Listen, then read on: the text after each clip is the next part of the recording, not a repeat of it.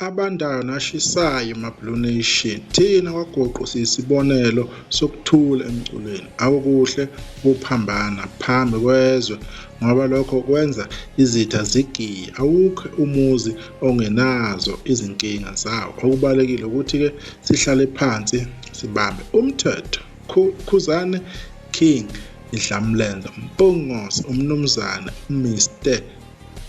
umphathi walapho kwaGoqo, CEO awonke ama-Blue Nation.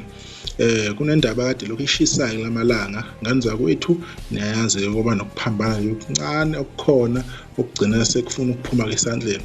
Kodwa-ke lapho Khuzani kubuyeke nepost lapho kezo-addresseka sonke isizwe sakwaGoqo ama-Blue Nation. Futhi-ke uKhuzani-ke ngixhumene nomfokazwane mayelana nenkulumo yakhe ayenzile, wadlulisa ukuxolisa okukhulu futhi wasusa ipost yakhe. Ngakhuluma nomfowamgomezulu naye wadlulisa ukuxolisa okukhulu, wawasusa amavidiyo engangicele awasuse. Nabanye abafowethu abathintekayo ngibathintile, sonke sibona ngeso elilodwa ukuthi kufanele sihlale phansi sibambe umthetho. Isho kanjalo-ke indaba. Ukungabona solinye kuyisivivinyo sanoma yiliphi ikhaya. Kodwa-ke njengamanje kuningi okuphambi kwethu, ukuvota kuma-Metro FM Awards, iCarnival City kanye nomcimbi omkhulu ekade sifakwa kuwona namhlanje eSun City. Ziyakhala more. Izingoma zethu zenza amawololo online ngenxa yenu. Konke lokhu kungamandla enu. Lesi isikhathi sokujabula nokuvuna enikuhlwayele.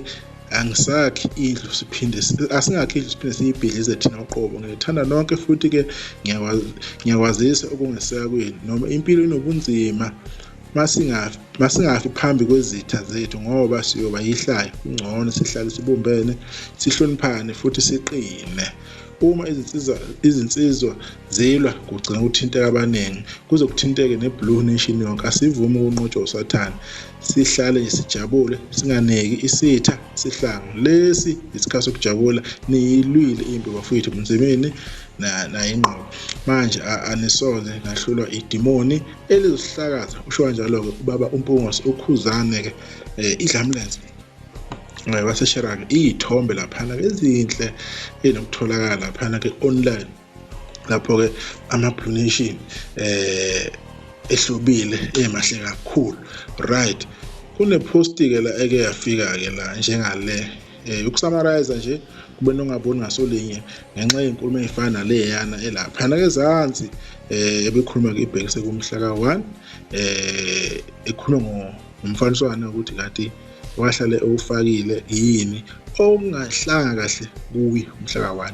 Namanye ama-Blue Nation akwehlanga kahle lokho ukuthi yena ukhuluma kanjani uma ekhuluma ngozakwabo abantu abalandela iqhawe elilodwa naye. Kodwa-ke lokho kuKhuzani kade kucacisa ukuthi yena-ke ukhulumile nabo-ke njengoba nibona lapha-ke isithombe-ke insizwa-ke bese sithe ucasuka idineka kakhulu, yabona ukuthi hayi lo mfaniswano ukusho ukuthi yena awusadingeki ngoba uma kunabantu abazobona ukuthi sihlale sigqoka shuthi sigxekile yini.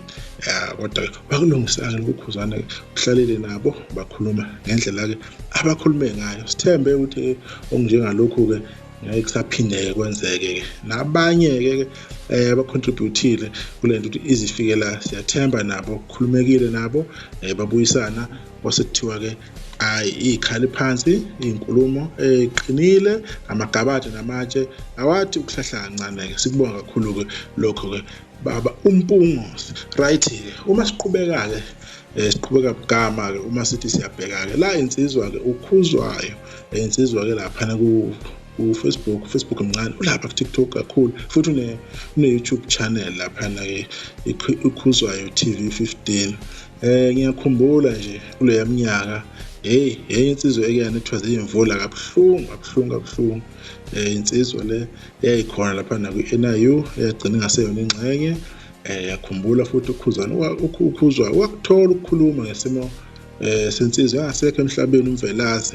Lapho-ke naye wakuthola impela ukunethwa futhi isikhathi eside singazi ukujula kwakhona, kodwa ukukhuluma-ke kuye kwamnamathela isikhathi eside.